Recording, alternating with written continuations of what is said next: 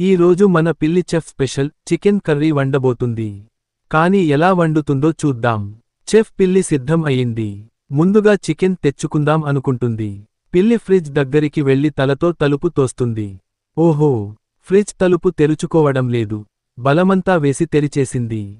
పిల్లి చికెన్ మీద పంజా పెడుతుంది. చికెన్ వచ్చింది. ఇప్పుడు కట్ చేద్దాం అంటుంది. కానీ కత్తి ఎలా పట్టుకోవాలి? కత్తి నేల మీద పడిపోతుంది. అయ్యో, కత్తి పడిపోయింది.